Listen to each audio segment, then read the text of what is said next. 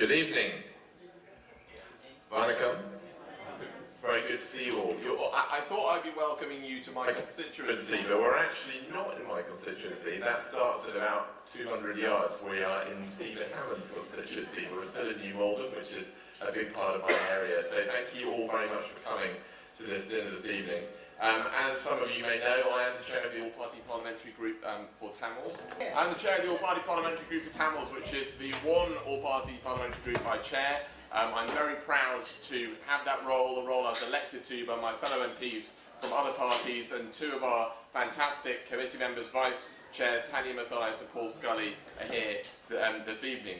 I hope you all know that in the Conservative Party you have real friends. It was David Cameron who was the first world leader who actually went out to Sri Lanka, went to the north and the east, went to Jaffna Library and really shined a spotlight on the terrible atrocities the Tamil people had been suffering in the civil war and frankly for a long time beforehand. And the world took notice where it had turned a blind eye for many years before, in the same way sadly that is taking place in Aleppo in Syria now.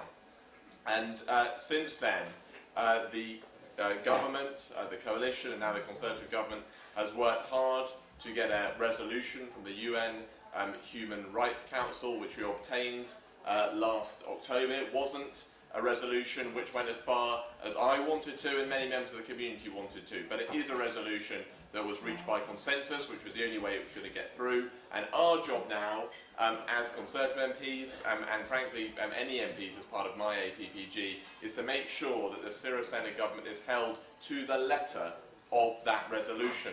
Because since it doesn't go as far as we'd like it to, since it's a compromise, we should at the very least get every single thing that is written down on that piece of paper.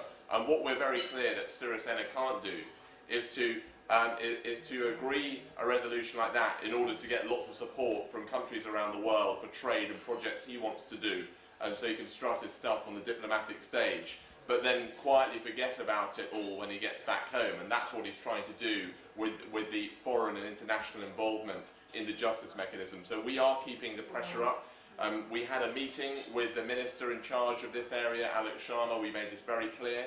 We made it clear that this needs to be a top item on the agenda at the next UN Human Rights Council session in March, and it needs to be made very clear that they have not done enough, they've not gone far enough or fast enough so far. And in fact, the last word on this from the previous minister was the Sri Lankan government has not met its obligations to the international community. So one of the three of us will no doubt be out there in Geneva making that case very clearly. So that's what's going on the international stage. But more locally, something I'm very proud of, Kingston became the first borough, the first local authority in the UK to enter a twinning agreement with somewhere in Sri Lanka, and that place in Sri Lanka was Jaffna. And I was very proud to welcome the Chief Minister, Chief Justice Vigneswaran, to Kingston. He came here for a number of days. We had a fantastic twinning ceremony in the Guildhall that I know some of you were at.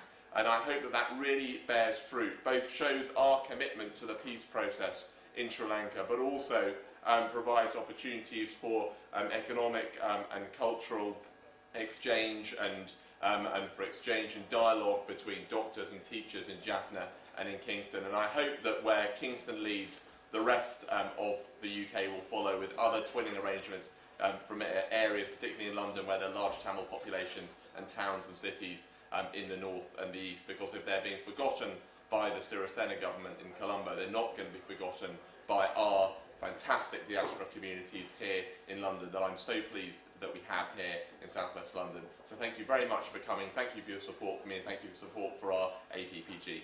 Enjoy the day.